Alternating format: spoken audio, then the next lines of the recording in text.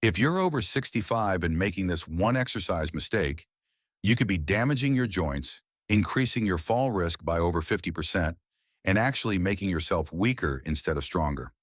What I'm about to tell you goes against everything you've probably been told about staying active in your golden years. Last month, Margaret, a 72-year-old grandmother, walked into my office barely able to stand. 6 months earlier, she'd been walking 3 miles every morning, proud of her dedication. She thought she was doing everything right, but that daily walking routine, done the way she was doing it, had destroyed her knee cartilage and left her weaker than when she started. The worst part? She had no idea she was making a mistake that nearly cost her independence. I'm a doctor, and I've spent 23 years as a geriatric physical therapist working exclusively with seniors. I've treated over 3,000 patients, and I can tell you with absolute certainty that 8 out of 10 seniors I meet are making the exact same exercise mistake that's quietly stealing their strength, balance, and independence. Here's what concerns me most. Research from the American College of Sports Medicine shows that 60% of seniors who exercise regularly are actually increasing their injury risk because of this single error. They think they're preventing falls and weakness, but they're doing the opposite. In the next 20 minutes, you'll discover exactly what this mistake is, why your doctor probably hasn't told you about it, and the simple 3-part fix that takes just 15 minutes 3 times a week. I'm going to show you the correct form at the 8-minute mark, so don't skip ahead. By the end of this video, you'll know how to exercise smarter, not harder, and how to actually build the strength you need to stay independent. Make sure you're taking notes because what I'm about to share could change everything about how you move for the rest of your life. 1. The number one mistake. Here it is, the number one exercise. Mistake seniors make. Focusing only on cardio activities like walking and completely ignoring progressive strength training. I know that sounds simple, maybe even obvious, but stay with me because the reasons why this happens and why it's so dangerous will surprise you. This mistake happens because of a deeply ingrained belief that's been passed down for generations. Most seniors grew up hearing that weightlifting is for young bodybuilders, that it's dangerous for older joints, and that walking is the safest, most natural exercise. You've been told that if you can still walk without help, you're doing fine. Health organizations spent decades promoting the 10,000 steps a day message without explaining that walking alone doesn't build the muscle mass you desperately need to prevent falls. There's also a psychological factor. Many seniors fear that lifting weights will cause injury, so they avoid it entirely, not realizing that avoiding strength training is the actual danger. The and fitness industry has failed seniors by creating one-size-fits-all programs designed for 30-year-olds, leaving older adults without proper guidance on what their aging bodies actually need. Here's the science that will shock you. After age 60, you lose approximately 3% of your muscle mass every single year if you don't do resistance training. That's not a typo, 3% annually.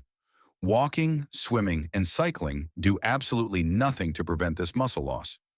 A landmark study published in the Journal of the American Medical Association followed 1,635 seniors for 5 years and found that those who only did cardio exercise had the same rate of muscle loss as those who did nothing at all. Their aerobic fitness improved, but their muscles wasted away.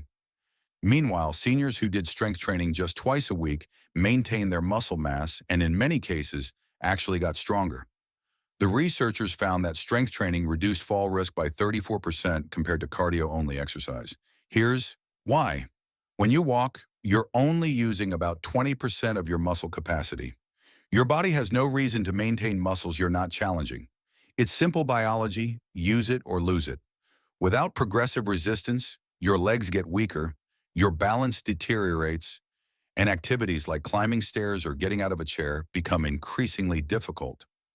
Within 5 years of doing only cardio, most seniors lose enough leg strength that they can no longer stand up from a toilet without using their arms.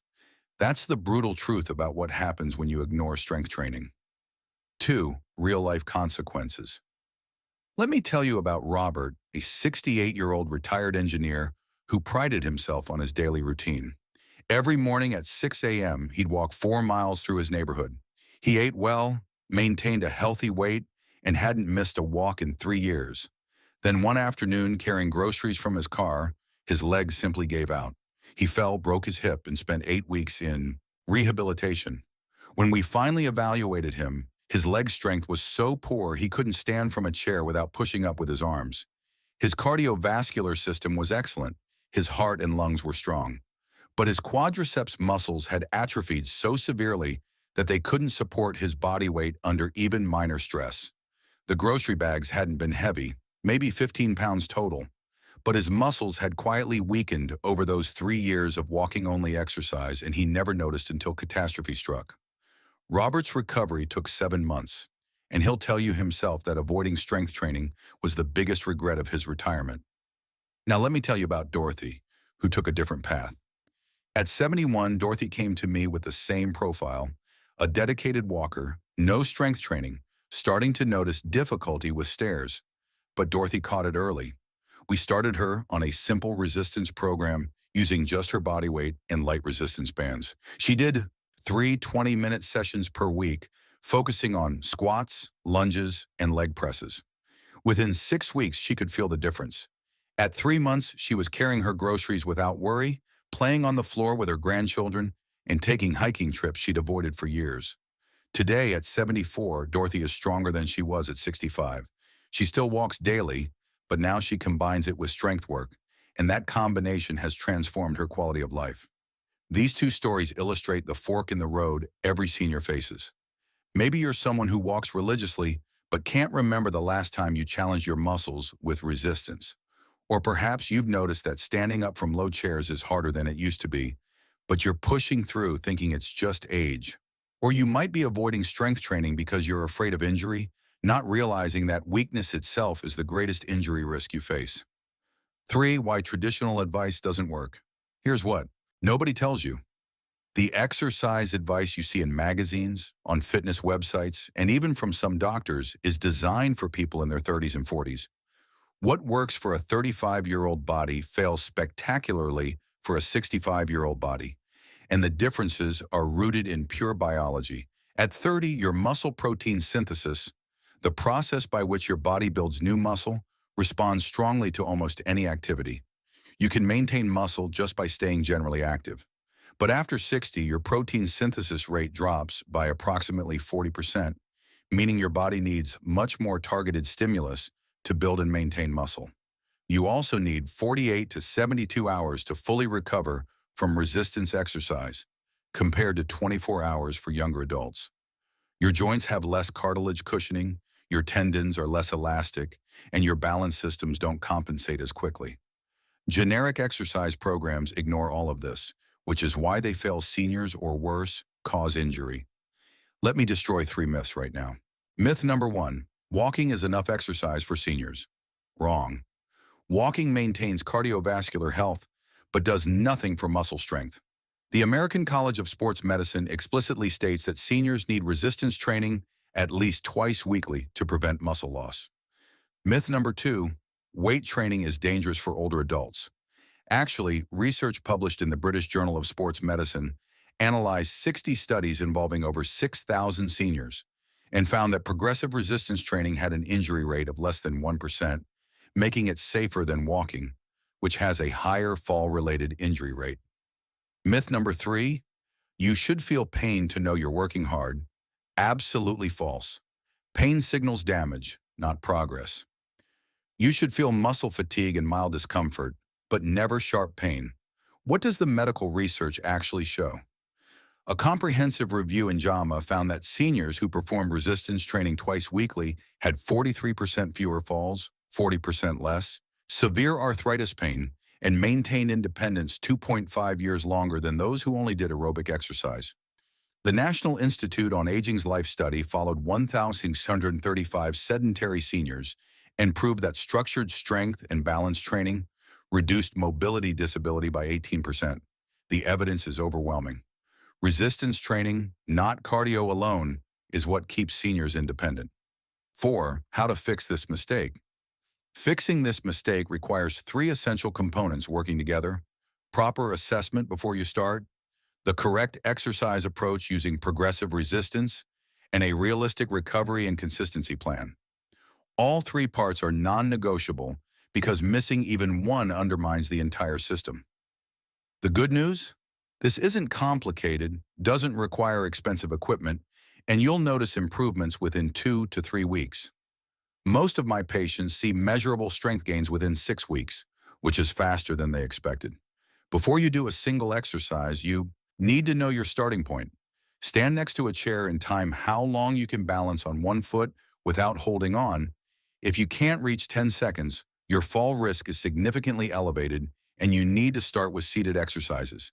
Sit in a firm chair and try standing up without using your hands. If you can't do this 5 times without pushing off, your leg strength is below the functional threshold. Check your pain levels on a scale of 1 to 10 in your knees, hips, and lower back during normal activities. Anything above a 4 requires medical clearance before starting resistance training. Walk across a room at your normal pace. If you're slower than 3 feet per second, which is about 1 second per step, you're in the high-risk category for mobility loss. Finally, assess your current activity level honestly. If you've been sedentary for more than 3 months, you need to start with the gentlest modifications. These 5 assessments take less than 5 minutes and tell you exactly where to begin safely. Now for the correct exercise approach, which has 3 distinct phases. First, every session must start with a proper warm-up, and seniors need longer warm-ups than younger adults. A minimum of 7 minutes, not the 3 minutes you see in generic programs. Begin with gentle marching in place for 2 minutes to increase blood flow.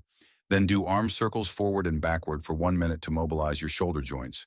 Follow with hip circles, standing next to a chair for support, rotating your hips 10 times in each direction to lubricate the hip joints. Do ankle rolls, lifting one foot and rotating the ankle 10 times each direction, then repeat with the other foot. Finish with gentle torso twists, rotating your upper body left and right 10 times while keeping your hips stable. This warm-up prepares your joints, increases synovial fluid production, and reduces injury risk by approximately 60%, according to sports medicine research. The core exercises that fix the mistake are these 5 movements done in this order. Sit to stand squats are first, sit in a firm chair, feet hip-width apart, and stand up slowly without using your hands, then sit back down with control. Start with 5 repetitions, rest 60 seconds, then do 2 more sets. Wall push-ups are second. Stand arms length from a wall, place your hands flat against it at shoulder height, and slowly lower your chest toward the wall, then push back. Do 8 repetitions for 3 sets. Heel raises work your calves. Stand behind a chair holding on for balance. Rise up onto your toes, hold for 2 seconds, then lower slowly. Perform 10 repetitions for 3 sets. Leg extensions target your quadriceps. Sit in a chair and slowly straighten one leg until it's parallel to the floor. Hold for 3 seconds, lower, and repeat. Do 8 repetitions per leg for 3 sets. Finally, standing marches improve balance. Stand behind a chair for support and march in place, lifting your knees as high as comfortable for 30 seconds, rest. Then repeat twice more. Form is everything. For sit to stand squats, keep your weight in your heels, chest up, and avoid letting your knees cave inward. Your knees should track over your toes. For wall push-ups, keep your body in a straight line and don't let your hips sag or stick out. During heel raises, rise smoothly without bouncing and keep your ankles from rolling outward. For leg extensions, don't kick or swing your leg. Make it a slow, controlled movement and stop if you feel knee pain. During standing marches, maintain upright posture and avoid leaning forward. If any exercise causes sharp pain, stop immediately. Muscle fatigue is fine, but joint pain is a red flag. Progression happens gradually over weeks. Start with the repetitions I listed and stay at that level for 2 full weeks while your nervous system adapts. In week 3, add 2 repetitions to each exercise. In week 5, add a 3rd repetition. By week 8, you can add light resistance bands or hold canned goods for added weight. The key is patience. Research shows that seniors who progress slowly have 1/3 the injury rate and better long-term adherence compared to those who advance too quickly. Recovery is where many seniors go wrong. You need a full 48 hours between strength sessions. Training Monday, Wednesday, and Friday is ideal, giving you weekends off. On off days, do gentle stretching or continue your walking routine, but avoid resistance work. After each session, spend 5 minutes stretching the muscles you worked, holding each stretch for 30 seconds. Foam rolling isn't necessary, but gentle movement throughout rest days keeps you from getting stiff. Track your progress with a simple notebook. Write down how many repetitions you completed, how you felt, and any soreness. You should expect mild muscle soreness. 24 to 48 hours after your first few sessions, this is normal and means you're creating the stimulus for growth. Expect noticeable improvements in balance and stability within 2 weeks, measurable strength gains at 6 weeks, and significant functional improvements like easier stair climbing by week 12. 5. Common questions. If you already have chronic pain, you can still do these exercises with modifications. For knee arthritis, reduce the range of motion on site-to-stand squats. Don't lower all the way down, maybe just 6 inches, which still builds strength without aggravating the joint. If you have hip pain, place a pillow on the chair so you're starting from a higher position, making the movement easier. Lower back pain requires core bracing. Pull your belly button toward your spine and maintain that tension during exercises, which stabilizes your spine. The general rule, discomfort during exercise is acceptable, but sharp pain means stop immediately and consult your doctor. Pain that persists more than 48 hours after exercise indicates you did too much. For those with limited mobility, every exercise I mentioned has a seated version. Can't do standing squats? Do seated leg presses by pressing your feet into the floor while sitting. Can't do wall push-ups? Do seated chest presses by pressing your palms together in front of your chest. Can't do standing marches? March while seated, lifting your knees as high as possible. Even bedridden seniors can do resistance exercises, lying down using resistance bands, or just contracting muscles against gravity. The principle remains the same: progressive resistance regardless of your starting point. How long until you see results? You'll notice better balance within 2 weeks. Most patients tell me they feel more stable going downstairs almost immediately. Measurable strength gains, tested by repetition increases, appear between 4 and 6 weeks.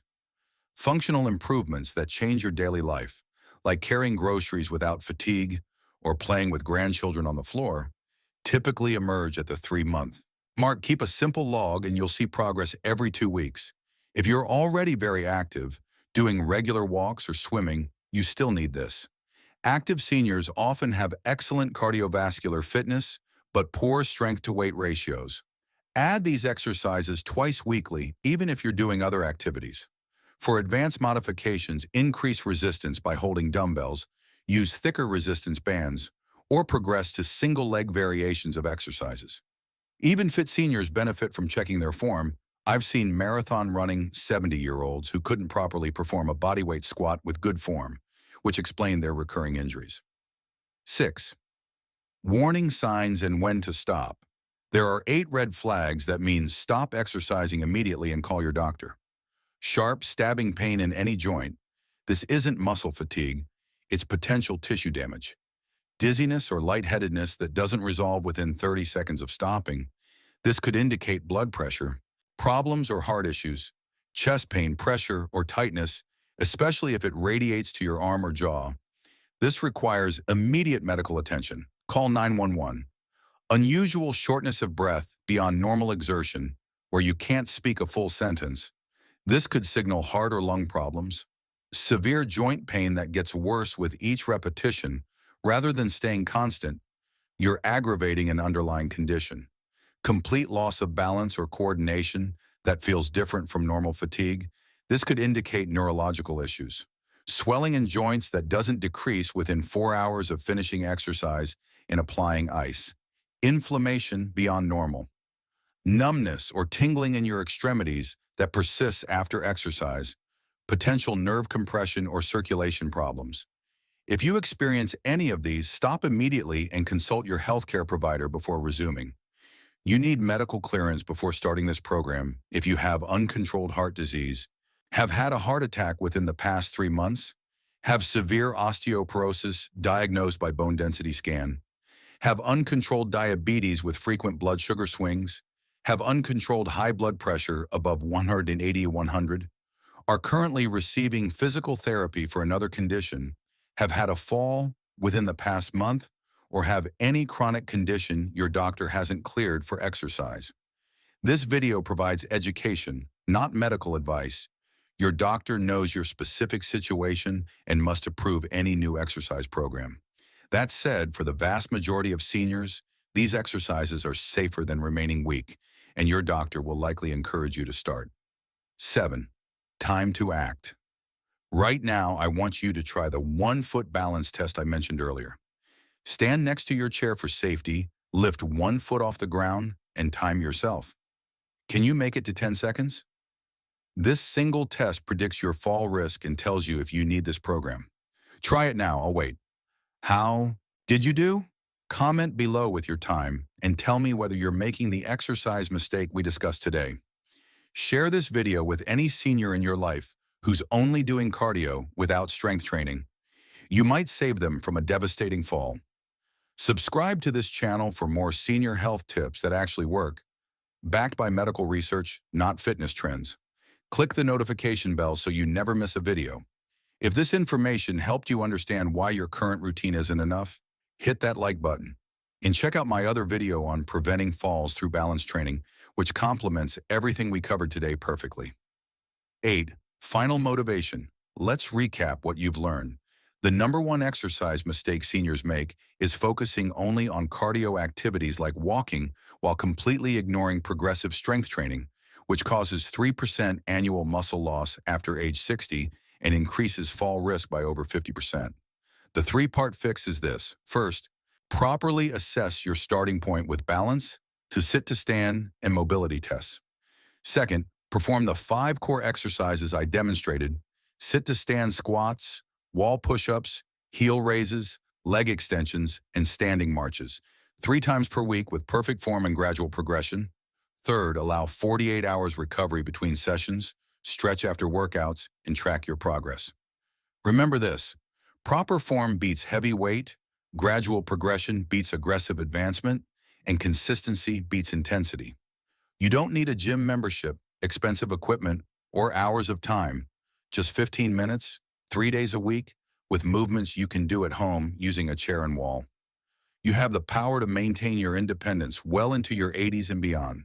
Age is not your enemy, weakness is. And weakness is optional when you exercise smart instead of just exercising hard. Every day you delay is a day your muscles get weaker, your balance deteriorates, and your independence slips further away. But starting today, this week, you can reverse that decline. Imagine yourself 3 months from now, walking confidently without fear of falling, carrying groceries without help, getting up and down from the floor to play with grandchildren, taking trips you've been avoiding because you weren't sure your legs could handle it. That future is completely achievable, and it starts with fixing this one critical mistake. You're not too old, it's not too late, and you're stronger than you think. Thank you for watching Senior Healthcare Plus. I'll see you in the next video where we tackle balance training and fall prevention strategies.